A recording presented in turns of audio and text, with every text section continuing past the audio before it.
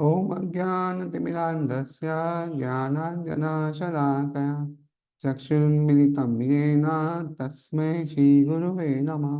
श्रीचैतन्यमनोभीष्टं स्थापितं येन भूतले स्वयं रूपः कदा मह्यं ददाति स्वपदान्तिकं। वन्देऽहं श्रीगुरु श्रीयुतापदकमलं श्रीगुरुं वैष्णवांश श्रीरूपं साग्रजातं सहगाय गुणातं वितं तं सजीवं साद्वैतं सावधूतं परिजनसहितं कृष्णचैतन्यदेवं श्रीराधा कृष्णपादान् सहगा ललिता श्रीविशाखान्वितं च। हे कृष्ण करुणा सिन्धु दीनबन्धु जगत्पते गोपेश गोपिकान्त राधाकान्त नमस्तुते।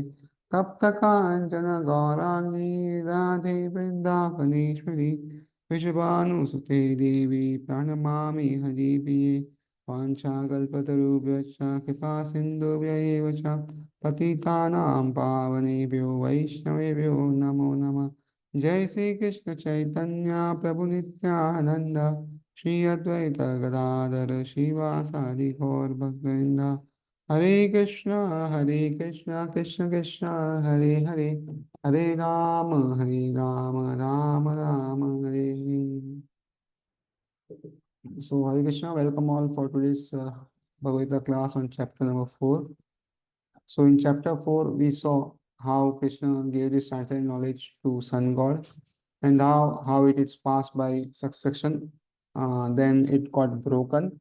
And now Krishna again gave this knowledge to Arjuna because he was a devotee and friend of Krishna. And then Arjuna asked this question that how come I come to know? Because you are born after Sun God. And Krishna said, we have taken many, many births. I remember all, but you cannot. And then why Krishna appears and the time of Krishna's appearance and the purpose is all explained in the next three verses. And the results of knowing Krishna's appearance in Tattvata is also then described. And then how Krishna reciprocates with the worshippers and how Krishna created the four varnas has been explained. And the purpose of this making all this is that so that one can go back to Godhead. And then it is described how the work that Krishna does not affect him, and because it is work without attachment, and the Lord is never partial. And then we understood that how the karma is very difficult to understand. Karma, akarma, and vikarma. The three terms we saw, and then the stages of practices are arusha stage and sadhana arudha stage. So this both we saw, and in both we saw that what are the symptoms there from which we can know, and then we saw how different sacrifices or different yajnas are done. So the main purpose is of the sacrifice is purification, so that the sinful reactions are destroyed, and without sacrifice one cannot be happily anywhere. And we saw how brahmacharis, grahasthas, and all they do different type of austerity, and then some do charity, some mysticism, some scripture studies, and all, and some pranayam. So this way they do different things, and this yajna culminating to jnana. And then we saw how one can attain jnana. So we saw this famous verse, tad vidhi paripatena pariprashna sevaya upadakshanti te jnanam jnana sattvashi. So we saw how that if we want some knowledge, we want to approach a guru, and then we need to inquire from him submissively. At the same time, we need to serve the guru. If there is no inquiry and there is no service, then we cannot get knowledge. And this we saw. And then we saw that once we get knowledge, then one will not fall again into illusion. And at the same time, we'll see that all people are parts and parcel of Krishna. And now in this verse, verse number 36, you'll see how this knowledge destroys all sins. So when if it is knowledgeable, all the sins are being destroyed. So let's see verse number 36. अभिचेदसि पापेभ्य सर्वेभ्य पापकृत्तमा सर्वं ज्ञानप्लवेनैव विजिनं सन्तरिष्यसि. Translation: even if you are considered to be the most sinful of all sinners, when you are situated in the boat of transcendent knowledge, you will be able to cross over the ocean of miseries. So, even if one is the most sinful of all person, still, when one gets this transcendent knowledge, then he'll be able to be crossed over this ocean of miseries. And therefore, one may at any stage of life, one can take to devotional service and get out of this material life. Proper understanding of one's constitutional position in relation to Krishna is so nice that it can at once lift one from the struggle for existence which goes on in the ocean of nescience. This material world is sometimes regarded as an ocean of nescience and sometimes a blazing forest. In the ocean, however expert a swimmer one may be, the struggle for existence is always very severe. If someone comes forward and lifts the struggling swimmer from the ocean, he is the greatest savior. Perfect knowledge received from the Supreme Personality of God is the path of liberation. The boat of Krishna consciousness is very simple, but at the same time, the most sublime. So, one should have understanding of the self, that is, who are we, then who is Krishna, and relationship between self and Krishna. So, this is called as the knowledge of self. And then one should know that this material world is sometimes compared to ocean. So, ocean is too huge and we cannot cross the ocean. And once somebody swims, to know the direction also, which way one is going, is also very difficult. So therefore, even if one is very expert, very expert, still there's every chances that he may drown. And we see practically, if we see the results of who are the most people who get drowned in the ocean, then we'll come to know they are not the ones who don't know swimming, but they are the ones who are expert swimmers. So every year, so many expert swimmers are drawn into the ocean. So this is a proof that however expert one may be, there is a very chance that he may be drawn. And then sometimes this world is discussed blazing fire. So we know that in blazing fire, if there is a blazing fire, it's very difficult to come out. So many animals in the forest of blazing fires die because it's not easy to come. And therefore, only the rain can extinguish the blazing fire. And there is no other way actually to extinguish this blazing fire. And similarly, Krishna consciousness can only help us to come out of this blazing fire. So in this way, perfect knowledge received from personality of God is a part of liberation. So the knowledge which we are getting here is useful because we can get out of this material world. And the boat of Krishna is very simple, but at the same time, the most sublime. So it is very simple, but most effective. And therefore, one need only to get on this boat. That's all.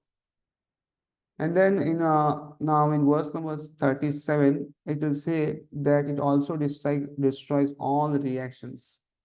So first we saw it was no belief, then we saw that it destroys all sins. And now whatever before we have done, so we'll get some reactions. So this will destroy all reactions also.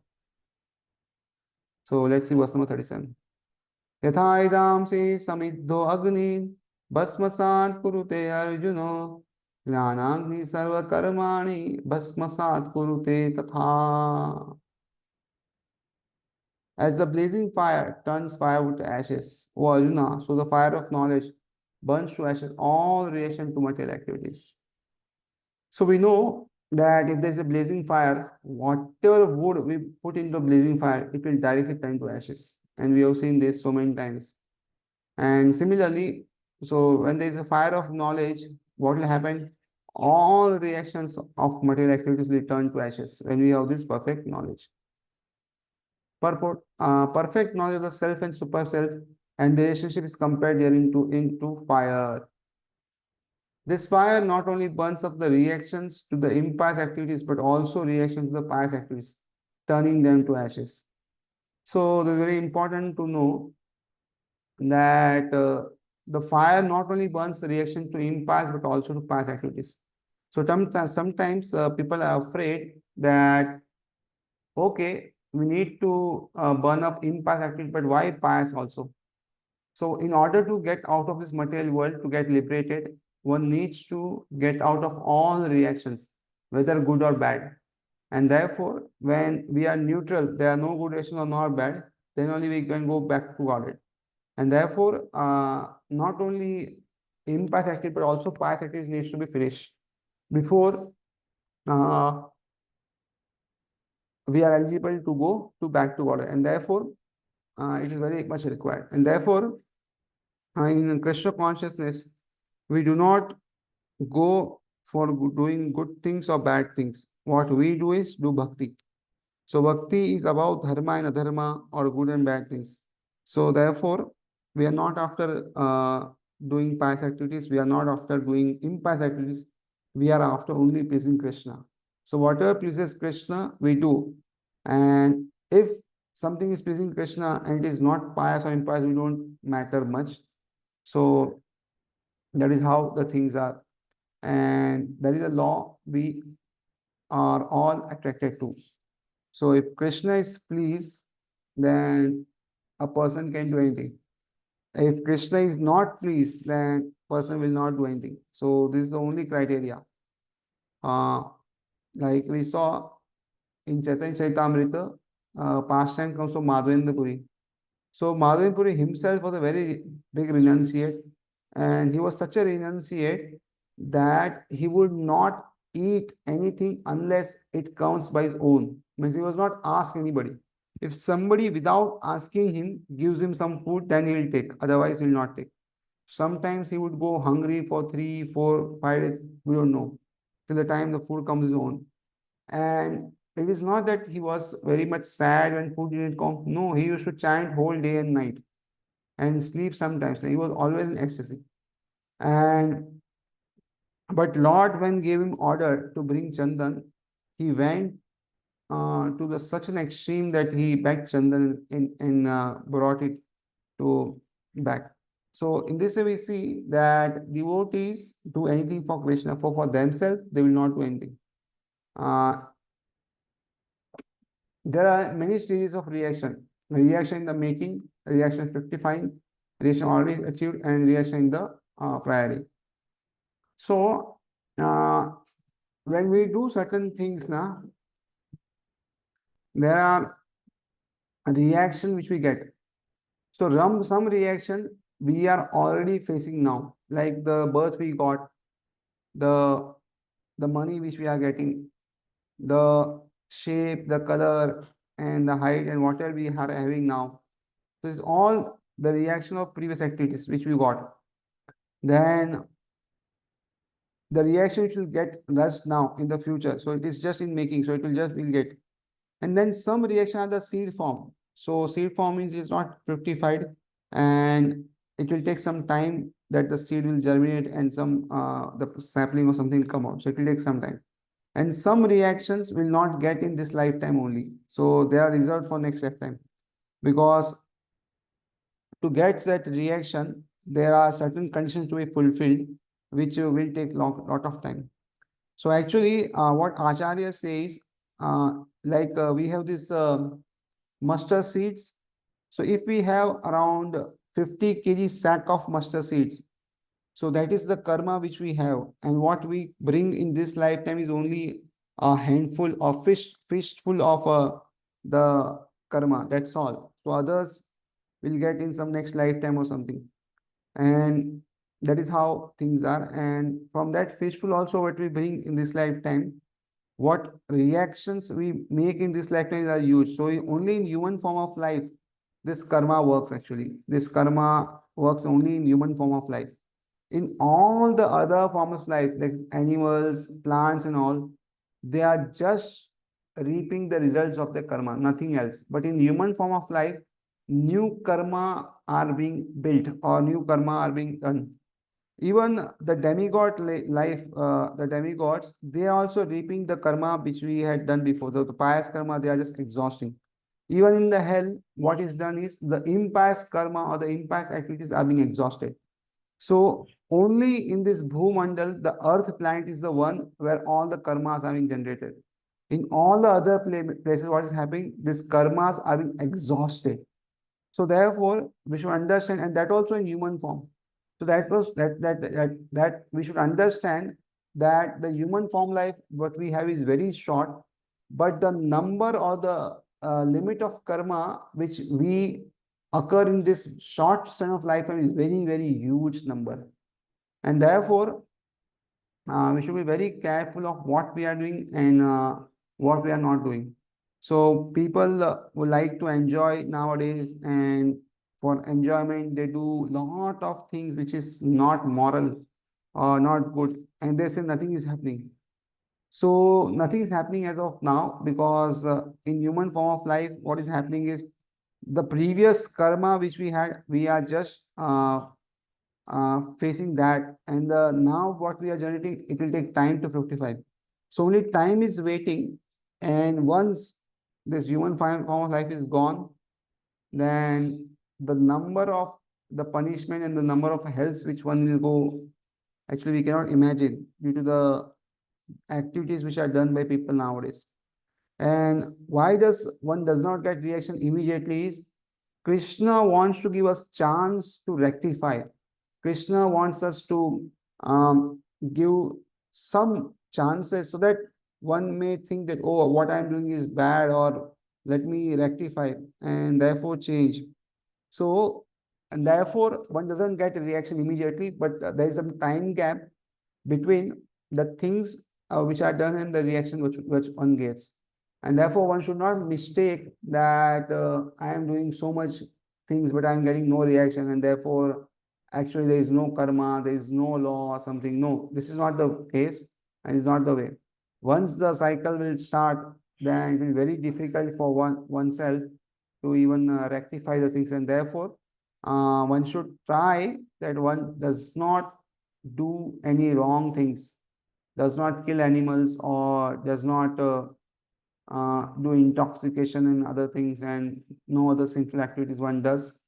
If one wants to enjoy in this life, and one also wants that his further lives are good. Otherwise, uh, this human form of life also one gets after crores and crores of years, after going to so many different species. And there are some species where the lifespan is 10,000, 20,000 years, like the plants. There are some trees which have so much big, huge lifespan. So therefore, the human form of life is very rare, and one should try to do maximum devotion service.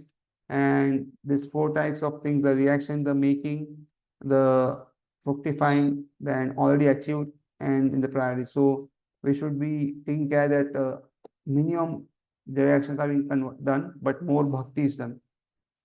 But knowledge of the constant position of the living entity burns everything to ashes. So when one has this knowledge that we are spirit, soul, eternal servant of Krishna, then the reaction starts burning.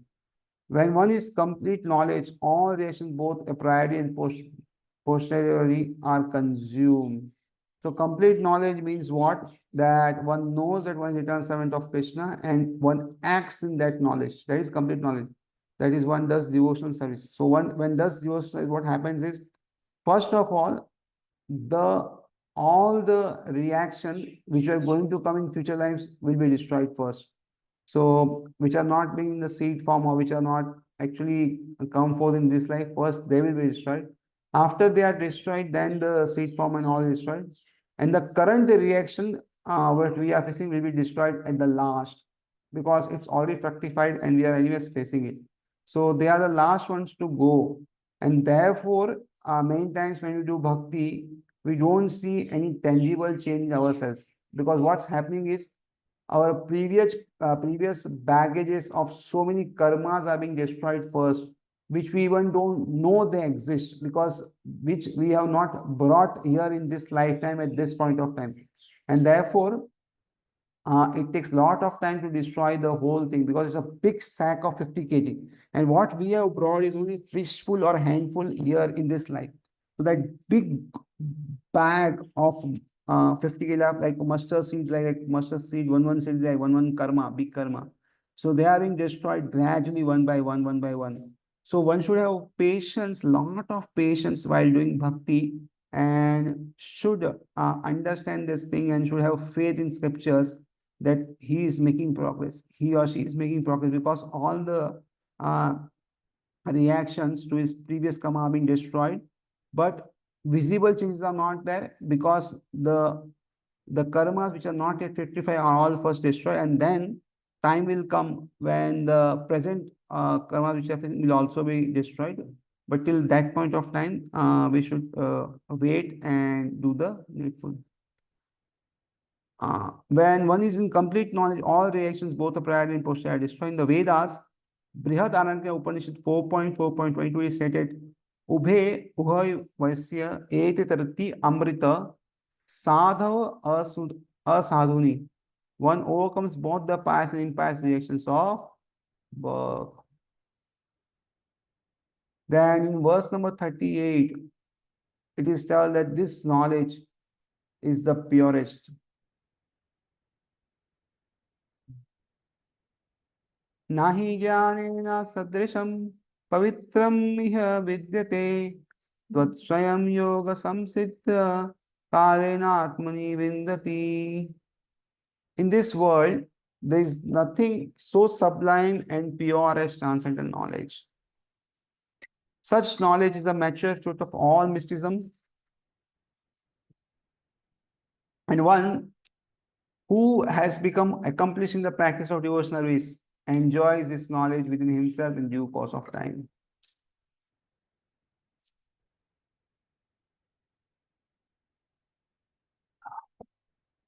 So, this knowledge is very, very pure, and it's very, very sublime also. And there is no knowledge such as this. And once we have such knowledge, then this is considered to mature to all mysticism. So what the Gyanis and the yogis, the knowledge they get after years and years of tapasya, we are getting by just reading Bhagavad-Gita. And therefore, when we do devotional service according to the instruction of Bhagavad-Gita, then what happens? We also enjoy this knowledge within ourselves in due course of time. So what does it mean in due course of time is that when we are reading this Bhagavad Gita, we are making our endeavor to understand Bhagavad Gita. But it is not that by our endeavor we can understand Bhagavad Gita. It is by Krishna's mercy that we'll be understanding this Bhagavad Gita. So what we are trying to do is telling Krishna that I want to understand your book. I want to understand you. And when Krishna is pleased by our endeavors that we want to understand him and his knowledge and all, so then he will give us knowledge in due course of time from our heart. So how does it do? Tesham evanukam partham aham ajnanajam tama nashyami atmabhavastu jnana deepena bhasata.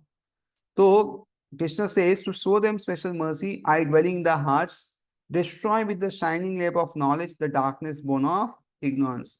So Krishna, who is there in our hearts, he will destroy the darkness and give us knowledge. And therefore, it is he who will do this. And therefore, in chapter number 15 also, it comes 15.15 that through Krishna, all the knowledge is coming, and Krishna only gives us forgetfulness. So he says, Matta Smitir Jnanam Apohanam Cha. That is, from him comes Smriti, that is remembrance, Jnanam, that is knowledge, and Apohanam, that is forgetfulness. So this all things comes from Krishna. And he says, Vedas Sarva Aham Eva Vedya. So from all the Vedas, he is to be known. And he is the compiler of Veda. And then he is the knower of Vedas also. So this is how things come. Purport. When we seek of transcendental knowledge, we do so in terms of spiritual understanding. As such, there is nothing so sublime and pure as transcendental knowledge. Ignorance is the cause of our bondage. So till the time one is ignorant, one will remain in bondage. And knowledge is the cause of our liberation. So once we have knowledge, then we'll be liberated. So knowledge means that one will act on it.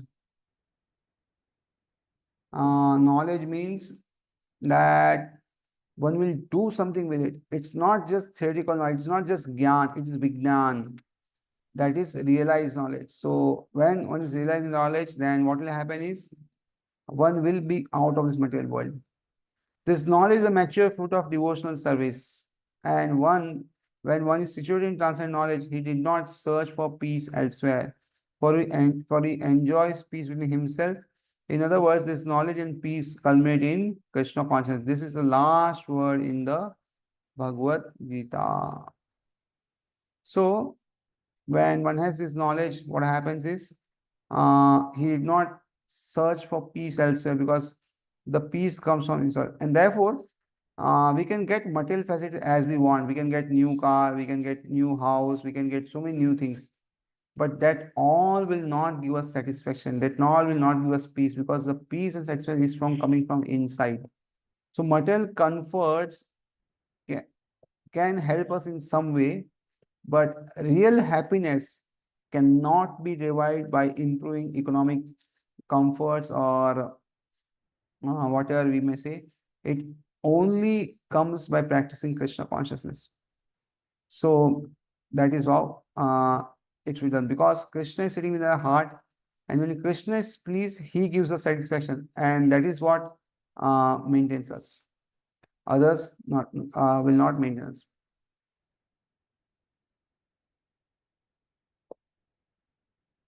And therefore, this is the last word in the Bhagavad Gita. Then verse number 39. What is the role of faith in acquiring jnana? So this is described in verse number 39, that if one does not have faith, then will not be able to get the knowledge, because this knowledge will hear from one ear and then it will go out from another ear. Why? Because to retain knowledge, one requires faith. If one does not have faith, it will not go into the memory, because one thing is irrelevant. And we have seen so many times that whatever thing we read, whatever things we hear, if we don't have faith in that, then we'll not hear it as submissively as it should be. And because we have not heard it properly, it will not be retained, it will be lost. And therefore, here also the role of faith is given, that how much faith we have in this, in all this knowledge. The more faith we have, the more easy it will be for us to retain knowledge. So let's see verse number 39. Shraddhavan labate jnanam tatpara samyatendriya jnanam labdva param shantim achirena adhigacchati.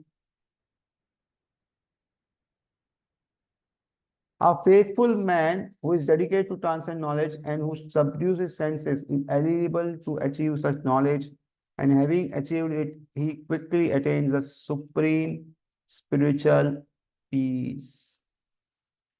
So, faith is required, a faithful man and who is dedicated to transcend knowledge.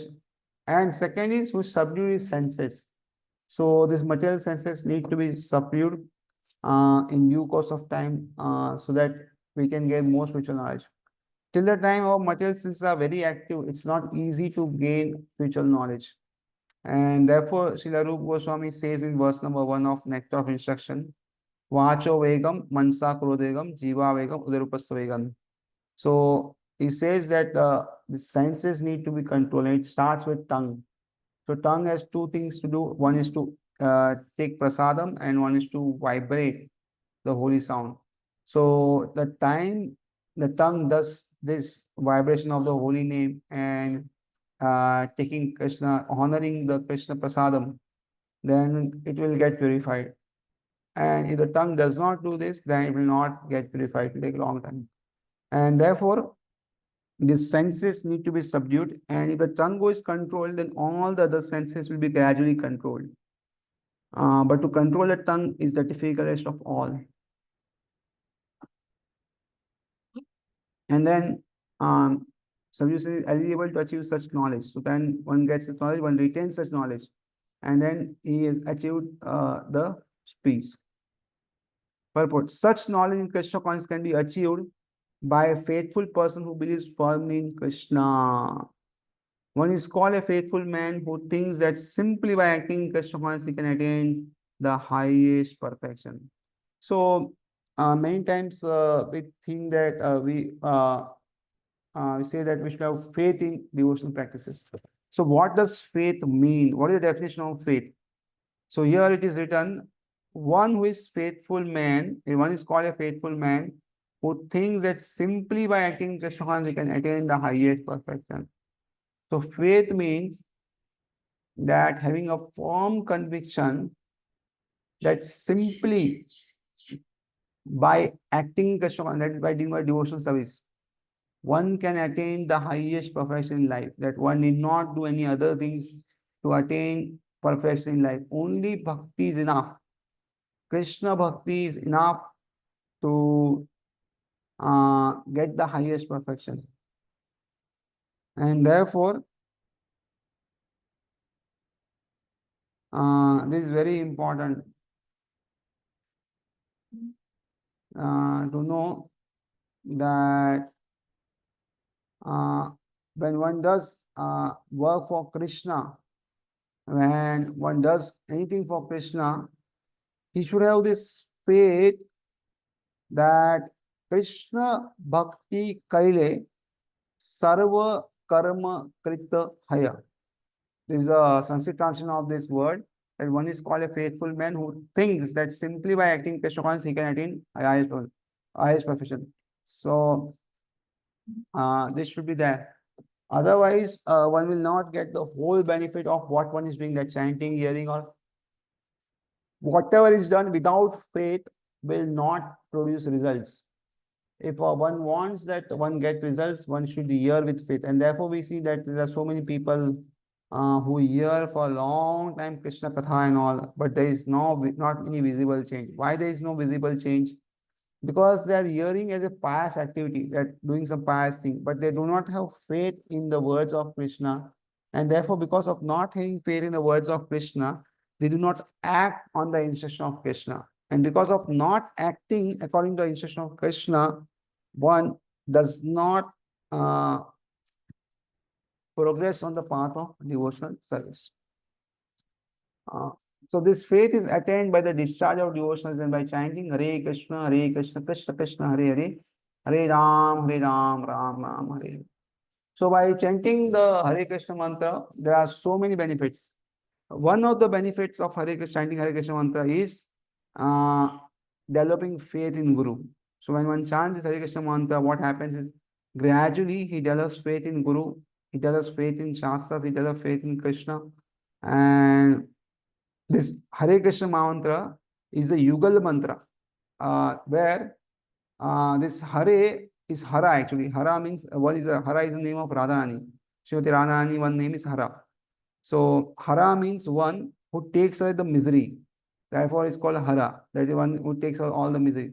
So all our Adi Bhautik, Adi, all the miseries is taken by Srimati Radharani. And therefore, her name is Hara. And in this poverty case, it's called Hare. Hara becomes Hare. So Hare Krishna, Hare Krishna. So that is Milan, that Radha and Krishna are milling, are coming together. That is Hare Krishna, Hare Krishna. And there is Viyog, means they are separate. There is Krishna, Krishna, Hare Hare. What does it mean is they are separated now. So this Yugal mantra is a mantra which describes the meeting and separation of Radha and Krishna. And therefore, this mantra is Yugal mantra, and it's the highest mantra of meeting and perfect, and then again getting separated. And again, this Hare Rama, Hare Rama. So this Rama is not Balram, is not Parshuram, or not Ramchandra, but it is Krishna only. the Raman, Radha Raman, or the person who Ramante iti Raman. So Rama. So he's the one. And therefore, this Rama means one who gives pleasure. So this Hare Krishna again, Hare Rama means Radha Krishna mantra. So in this way, this mantra is the Yugala mantra of Radha and Krishna. And therefore, we do upasana of Srimati Radhani. So uh, main uh, uh, uh, our main Ishtadev or whatever it is Srimati Radhani. And we are under her shelter. So over and above this, one should control the senses. A person who is faithful to Krishna and who control the senses can easily attain perfection in the knowledge of Krishna consciousness without delay. So over and above that, one has faith in Krishna, one should try to control the senses. And that is by eating Krishna Prasadam. So one should honor Krishna Prasadam, that is food which is offered to Krishna, and that is the food which one should eat so that uh, one will develop Krishna consciousness fast. Otherwise, it will take a lot of time to become Krishna consciousness. And if the prasad is not right, because the consciousness which we say, it comes through, it changes through prasadam. Jaisa an, vaisa man, that is what we say. So the food which we eat daily, it develops our consciousness. So if we don't eat good food, then what will happen is consciousness is not good. So nowadays we see so many people depressed and so many people going through so many challenging mental situations and so many things. It is because one of the major reasons is the food which you are eating is not proper, or the person who is cooking the food is in that stage. And therefore, when one offers this food to Krishna and then eats, what happens is the sinful reaction of the food, this all bad elements gets removed, and therefore one gradually comes out of all these negative elements. And therefore, one should be very careful of what one is putting in the mouth. Majority times we take all these fast foods and the packed foods and so many things. So this food, majority food are in the mode of passion or ignorance, because this is packed somewhere and kept for so many days. So this is actually called stale food. In the house also, one does not eat stale food actually. In the previous times, one will not eat stale food. So whatever is cooked in the morning will be finished in the morning or batch till afternoon, not more. Or whatever is cooked in the afternoon will be finished there only. And evening, whatever is left over will finish that point only. Either they will give it to animals or they will finish it, but they will not keep it for the next day. And therefore, there was no need of refrigerating oil and everything. So it was cooked fresh and took fresh, and therefore it had much more effect.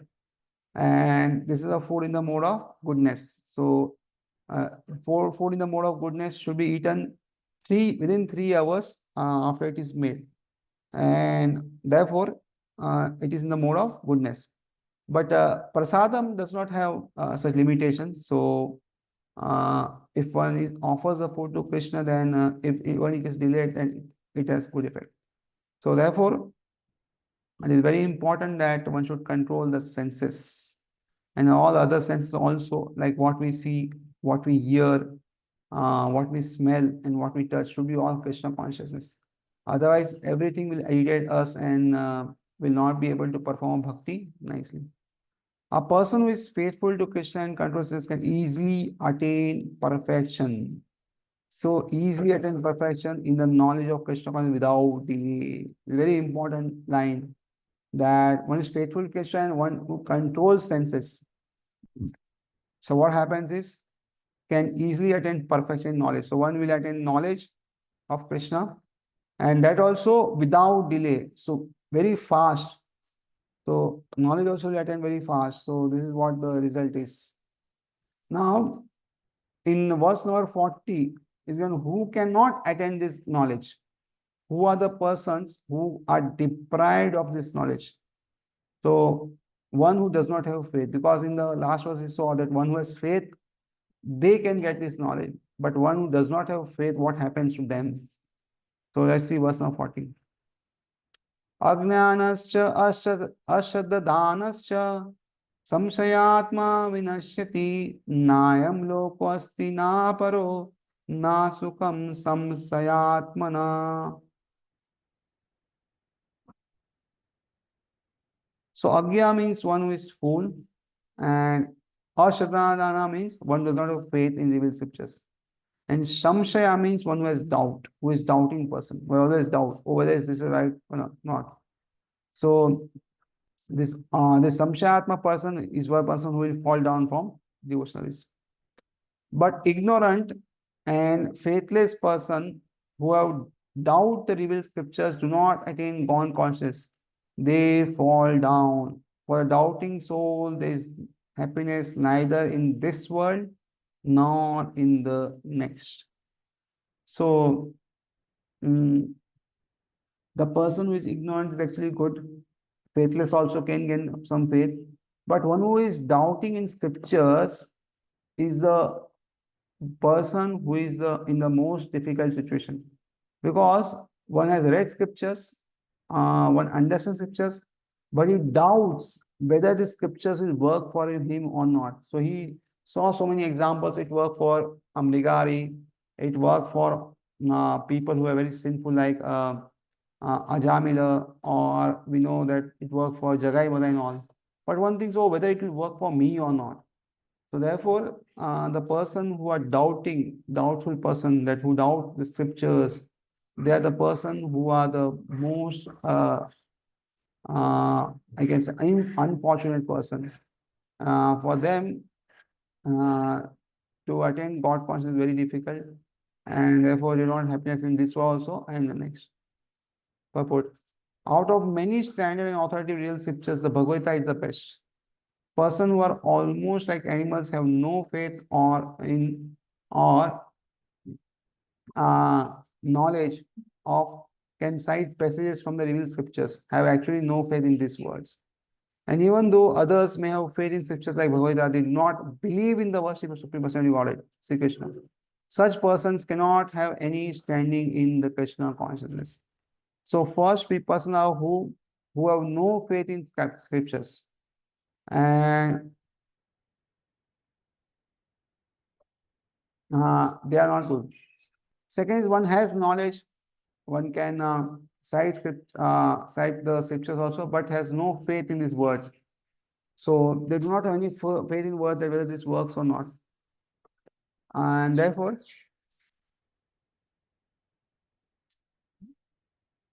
such persons cannot have any understanding Krishna consciousness. They fall down. So they have read scriptures, they have faith in scriptures, but they do not believe in the worship of Supreme Personality Godhead.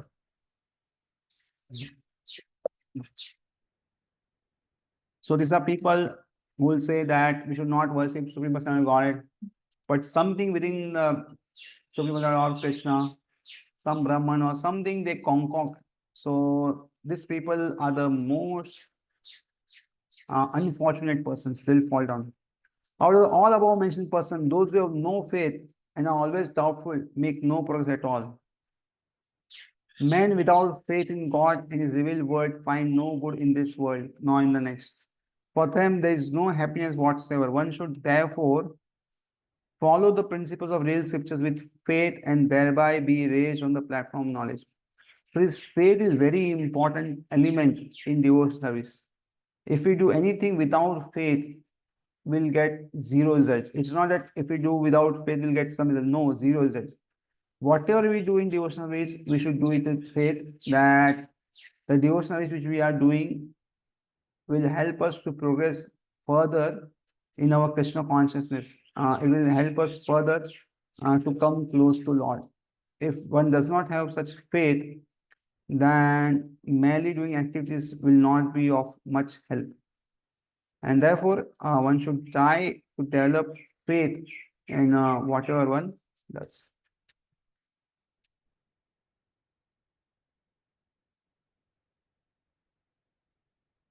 So only this knowledge will help one become promoted to transcend platform of spiritual knowledge, understanding. In other words, doubtful persons have no status whatsoever in spiritual emancipation. One should therefore follow in the footsteps of great acharyas who are in this position and thereby attain success. So what one should do is one should follow acharyas because they already attained uh, the highest perfection. At the same time, they have made a path for us to follow. So Acharya one is one who helps other also to attain the same position. So therefore, we should follow them. We should not imitate them, but we should follow the footsteps. Now in verse number 41. So again, what is reaction-free work? That is akarma has been described. And this is the way one should work. Verse number 14. Yoga sanyasta karmana jnana sanchinna samshayam atmavantam na karmani nibaddhanti dhananjaya. One who acts in devotional service, renouncing the fruits of his action, and who doubts or whose doubts have been destroyed by transcendent knowledge, is situated actually in the self. Thus, it is not bound by the reactions of work, O conqueror of riches. So, what are the different elements? One is to act in devotional service. Second, most important is renouncing the fruits of his action. This is the most difficult thing, to renounce the fruits of one's action. So, if one doesn't work, one needs some fruits, maybe in the form of salary, maybe in the form of perks, maybe some recognition, maybe some post position in some institution, whatever it may be. But one needs some fruit. But one who works without expecting any fruits and therefore in devotion, and one whose doubts have been destroyed. So last line we saw that if one has doubts, samshaya, then one cannot progress. So what one should do if one has doubts, one should go to a senior person and clarify his or her doubts. So once these doubts are being clarified by this transcendental, what will happen is he should in the self. So thus he is not bound by the reaction of world. So now this person is working, but he is not bound by the reactions of the work, and therefore is very important. O conqueror of riches. One who follows the instruction of Bhagavad Gita as it is imparted by the Lord, the personality of Godhead, himself becomes free from all doubt with the grace of transcendent knowledge. He, as a part and parcel of Lord in full Krishna consciousness, is already established in self-knowledge. As such, he is undoubtedly above bondage to reaction. So, one who follows instruction and becomes free from all doubts, so that, and he knows that his part and parcel of God in full consciousness, then what is happening is he's established self-knowledge, and therefore he is above bondage to action. So whatever action he does in Krishna consciousness, and therefore does not incur any reaction. So now this is the last verse of the chapter here. Again, Krishna urges Arjuna to fight. So till now, Krishna was saying that the knowledge is good, but he did not. He wanted that with equipping with this knowledge, Arjuna should rise and then fight. Let's see verse number 42. Tasmat ajnana sambhutam ritsam jnana sinatmana chitvainam samshayam yogam atistostista bharata.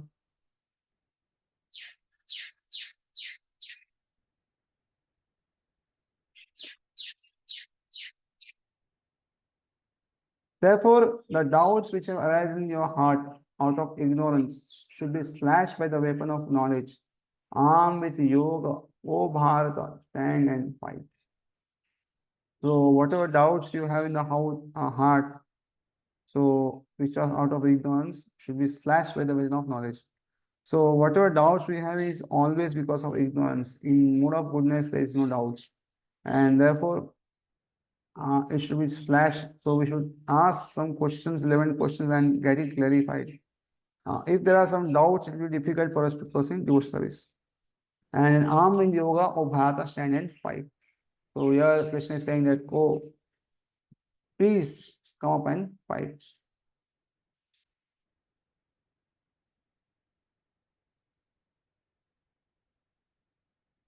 Purport. The yoga system instructed in this chapter is called Sanatana Yoga, or eternal activities performed by the living entity. This yoga has two divisions of sacrificial actions. One is called sacrifice of one's material possessions. Another is called knowledge of the self, which is pure spiritual activity. If sacrifice of one's material possession is not doubted for spiritual realization, then such sacrifice becomes material. But one who performs such sacrifices with a spiritual objective or in a devotional service makes a perfect sacrifice. When we come to spiritual activities, we find that these are also divided into two, namely understanding of one's own self or one's conscious position, and the truth regarding the Supreme Personality of Godhead. One who follows the path of Bhagavad Gita as it is can very easily understand these two important divisions of spiritual knowledge. For him, there is no difficulty in obtaining perfect knowledge of the self as part and parcel of the Lord, and such understanding is beneficial. For such a person can easily understand the transcendental activities of the Lord. In the beginning of this chapter, the transcendental activities of the Lord were discussed by the Supreme Lord Himself. One who does not understand the instruction of Gita is faithless and it should be considered to be misusing the fragmental independence awarded to him by the Lord. So, these very important points here. So, this one who does not understand the instruction of Gita is faithless by misusing the fragmental independence. So, every living entity now has been given this fragmental independence.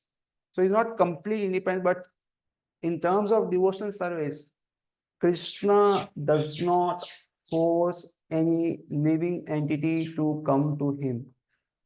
It is by one's own choice that one goes to Krishna and does devotional service. This is the free will which is given by Krishna to anybody. Because if Krishna wants, he can make all the people devotees within no time because of his Aishwarya, because of his opulence, and because he has some powers to punish also. So by giving us fear that of punishment also, he can make us Krishna. That is not difficult for him. But still, Krishna does not take away the minute independence a living entity has at any point of time. And by one's own free will, when one surrenders to Krishna, then only Krishna intervenes and accepts that person. Till that point of time, Krishna does not intervene in the minute independence of that person. So it's very important to know.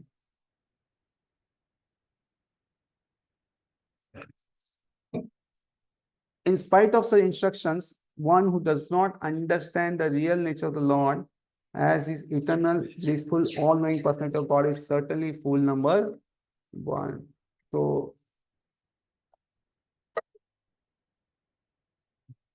one should know God in full, that how is Sat, Chit and Anand, eternal, full of knowledge and blissful. And we are also part and parcel, so we are also having this quality of Sat, Chit and Ananda, but in a limited sense.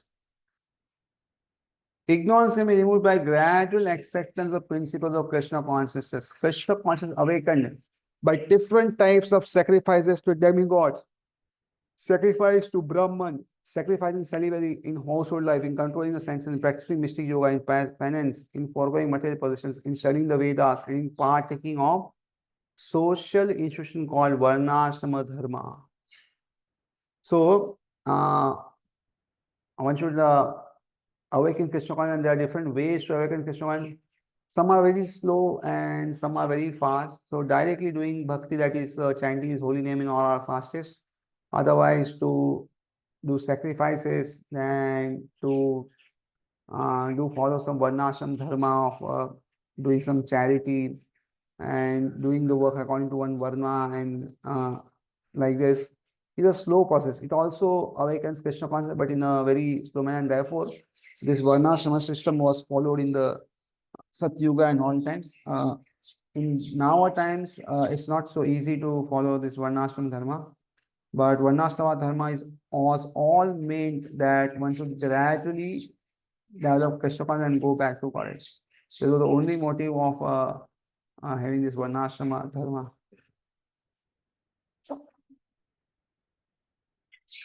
All of these are known as sacrifice and all of them are based on everyday action. But within all these activities, the important factor is self-realization. One who seeks that object is the real student of Bhagavad Gita. But one who doubts the authority of Krishna falls back. So, why we are doing this Gita is because we want self-realization. We want to know who we are. We want to know Krishna is, and we want to develop a relationship with Krishna. So we should have no doubt in the authority of Krishna, otherwise will not be able to understand Gita. One is therefore advised to study Bhagavad Gita or any other scripture under a bona fide spiritual master with service and surrender. So till the time one does not have this service attitude and one does not surrender, till the time one cannot understand Bhagavad Gita. And sometimes there is question that some people ask that why is Krishna asking for surrender?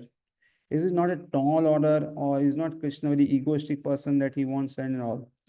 So gradually, sometimes we're having some discussions that whatever we want in this world, whatever we want, everybody wants full surrender.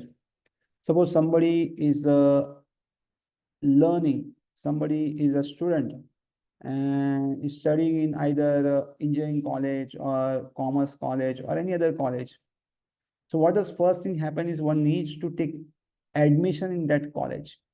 So to take admission in that college, what one does is fills up the form, gives the fees, and with the form and fees, what is doing is surrendering to that institution that from now onwards, from Monday to Saturday or whatever days it's working, even on Sunday also, this many hours I will be there in the institution and I'll be studying whatever you are going to teach me.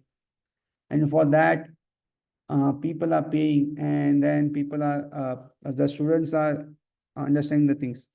And afterwards also, one surrenders to the different homeworks which is given, that one does homework. Then one surrenders to the culture of the institution, that the way one sits, the way one talks, the way one does the thing. So this culture is also one surrenders, that one will adopt the culture of the institution. Then the food habits and all, everything, whatever is good will be, one person surrenders to all these things.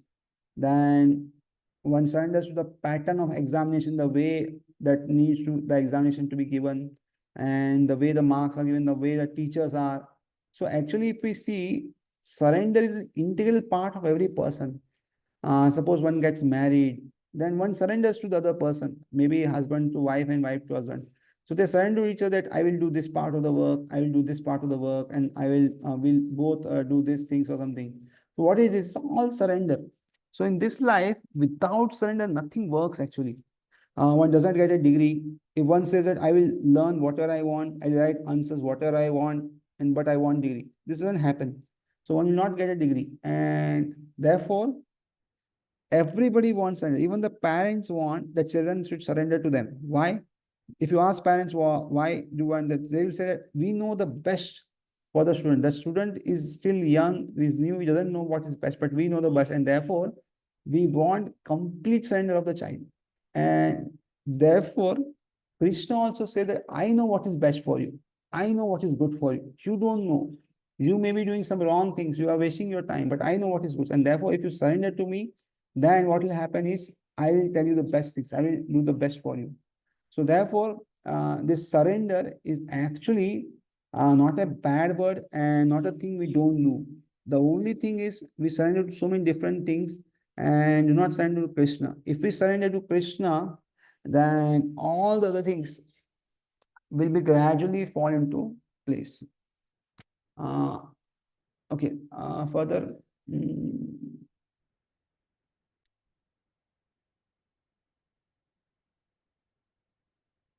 A bona fide spiritual master in the sixth session from is in the sixth session from a time eternal, and he does not deviate at all from the instruction of the Supreme Lord, as they were imparted millions of years ago to the Sun God, from whom the instruction of Bhagavad have come down to the earthly kingdom. So another point here is we need to surrender, but to whom we should surrender? So before going to, taking any degree, we'll go to the college. We'll see the reputation of the college, whether the college is good, bad, how many years the college have been, what are the previous students saying about the college, and then one will take it. So similarly, before choosing a guru, or before surrendering to a guru, we should verify that what the guru is practicing, what are practicing. Will I be able to practice? Will I be able to please guru? And therefore, before surrendering to any guru, we should thoroughly check, because once we make guru and once we surrender to guru, there is no way looking back. One needs only to follow. And therefore, before we may check whatever n number of times. Before choosing an institution, we may look n number of times. But after that, no. And therefore, we should see that the spiritual master in disciplic succession, he has the knowledge, and this is how we should do the things. One should therefore follow the path of Bhagavad Gita expressed in the Gita itself, and be aware of the self-interested people after personal aggrandizement who deviate others from the sweet actual path. The Lord is definitely the supreme person, and his activities are transcendental. One who understands this is a liberated person from the very beginning of his study of Bhagavad Gita. So one should understand that Krishna is a person, is not impersonal and all. And one should understand this. And if one understands, then is liberated very fast from the very beginning of the study of Bhagavad Gita. So now at this point of time also we are liberated. We can just understand this one thing. Thus ends the Bhakti and purpose of fourth chapter of Srimad Bhagavad Gita in the matter of transcendental knowledge. So